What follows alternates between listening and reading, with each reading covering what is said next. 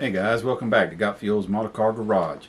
Just want to do an update here on the Revell C7R Corvette buddy build. This is a buddy build with Mr. Porkchop, Josh over at Extremist Models, and Miguel, Mr. Hobbyworks or DevilDog.Games. Also, Louie over at Project O has joined in, and now Mr. Jamie G is joining in. So yeah, that's going to give us a four-way buddy build. Should be interesting. So I want to get an update of where I'm at. I haven't had much build time the last couple weeks except for during the lives, but I've also had some issues that I wanted to share with y'all in case you build this kit. You kind of know what to look for. So with that being said, we'll get turned around and show you what we've got done and our issues.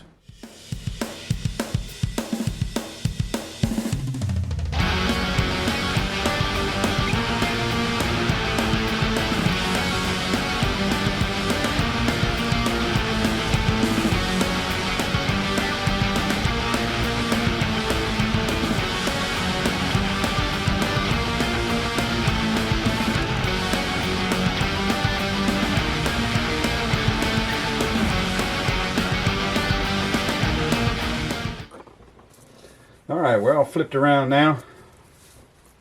Show you where we are. First of all, the body. Been working on some of the black trim, and now this is where I had the issue back here, where I had some paint chip off. And is what happened is when I cut the tape, I cut through, not only through the tape but through the paint. And when I lifted the tape, that's what lifted the paint. So you know, we got it stripped. Much happier with the repaint than I was with the original paint. And now we're working on getting those areas taped off to be black. I got a little spot here I got to do black as well. Then the A-pillars to here are black, and they'll be gloss. And then under the hood, the cowl area will be flat. So still working on that. That's been tedious and monotonous as hell, taping those areas off.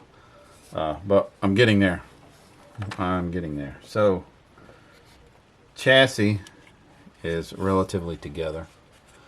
But in my aggravation of a fitment issue, I realized that I forgot to paint something, which are just these bands that come across here. Wanted to tape them off, but I think I can still makeshift the tape and just make sure it's pressed down, especially in here, and we'll get it. But so now the fitment issues I had, and I worked through this most of the live stream Saturday.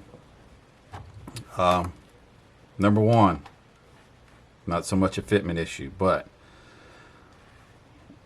I know I wanted to put the roll cage together from the get-go, put it in as one piece. No. Do not do that if you build this kit. You'll never get the dash in. I had to wind up cutting it, getting it separated back from the chassis in order to get the dash in, because if you can tell it, I know it's all black, but there's a cutout right here in the dash where the roll cage comes through it. So yeah, it just would not go. I tried to manipulate it, but couldn't get it to go. So then, okay, that's all said and done. Dash is in, roll cage is glued back in. I had done a couple test fits with the roll cage in, the dash in, body was just plopping right there, perfect, no problems, absolutely no issue. So then, when I put the breather boxes on and I set the body down, I could not, the nose under here was sticking way up off the chassis here. I mean, it was off. You could clearly see, didn't fit here, wasn't a flush fit. It was terrible. So,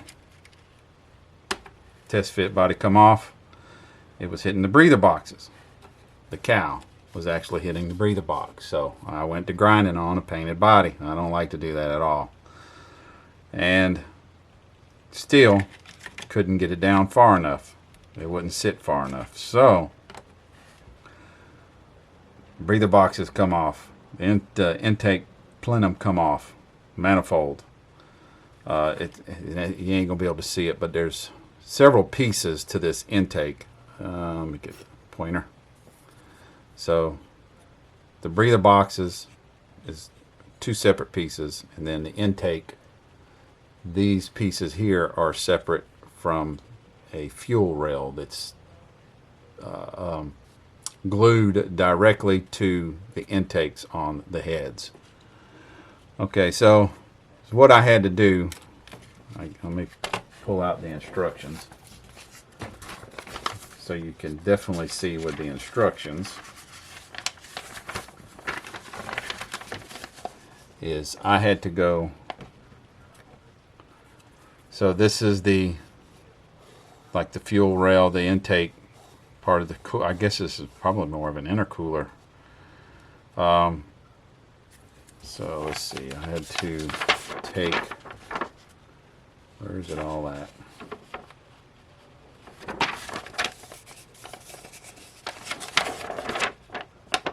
Okay, so I had to pull this piece off right here. The little tabs that go down into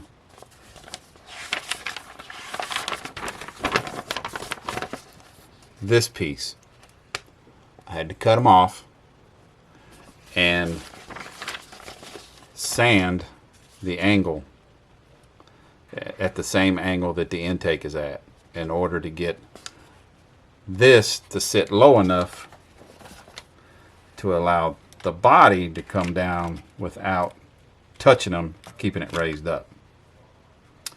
Okay, we got work through that. As you can see, like this, it fit great. Before I done that, I test fitted the hood and noticed the hood was sticking up. So that's when I went back and sanded down the intake. So my next concern was, if you can see it, the dash to windshield gap was very thin. So I said, this don't look good. So I pulled out the clear part, put it in,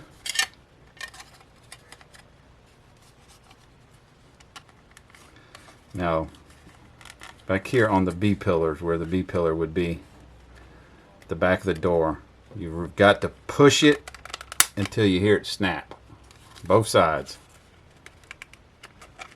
That one popped in. Okay, so that's good. So you got to make sure you hear that snap and you know the windshield's in. You can actually, it don't even need any glue, it's in there. So put it on here, bam, same issue, riding high up on the front end. What did I do? It was worse than this. So as you can see, it winds up, we got, don't have a flush fit here, don't have a flush fit here, and now it's open again up here. So what did Brian start doing? I don't think I can get it any better than this. I don't want to keep going. I might try it, go a little bit further, but I took out, oh no, Dremel to clear. Yeah, Dremel and clear. That'll make the old butthole pucker up for sure. But so I started dremeling down the edge right here, right along here. Is it something I'm doing? I don't know. I think it's more kit related than builder related. So, you know, just when you get to this point, I don't know if you want to wait to paint your body. If you want to go grinding on a painted body, I don't like it. Of course, I still don't have it cleared. I don't have decals on it. Still got a lot of black to do, or not much, but Still got some black to do. Just keep this in mind if you build this kit. Other than this part right here, I mean, it falls together. Before I put those on, the body just plopped, sat perfectly, exactly where it was supposed to. Then I take this in, because I still need to paint this. If I had already painted this black, I wouldn't have taped it in. I went ahead and glued it. But I had to make sure that, of course, this with this, oh, I forgot what they call that, but where it directs the air out of the engine compartment back over the car. I had to make sure that the hood would fit flat, even if I had to push down on the front end a little bit. And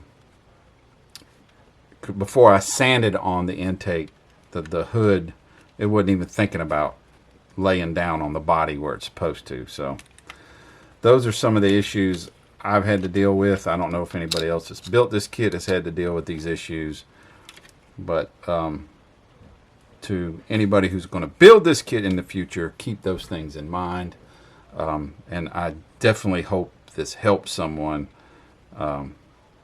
that's going to build this kit, something they know they got to work towards before they get a lot of glued parts on, because that's, I don't like breaking glued parts off, because you wind up chipping paint in places you don't want to chip paint, the paint I airbrush with my large areas is a different paint than I do small touch-ups with, so will it match and blend in really well, so it's not that noticeable. Those are things I always have to worry about, but I feel like I'm getting through it pretty good. It's getting there, yeah, we'll get this thing together here for long. Let me get you up here close, if it's got enough light. It's just so dark in there, you ain't gonna see much, I don't believe. 5-point harness is in. But yeah, I'm pretty happy with the way it's come along. Other than that issue up here with the engine and fitment. So keep that in mind. We thank you all for watching Got Fuels Model Car Garage. Hey, and don't forget to check out the website too. I haven't been able to update it in the last couple weeks. I've been so busy coming home, dealing with life issues that y'all know I have. But I'm trying to build photos up to date on it the best I can. So thank y'all for watching Got Fuels Model Car Garage.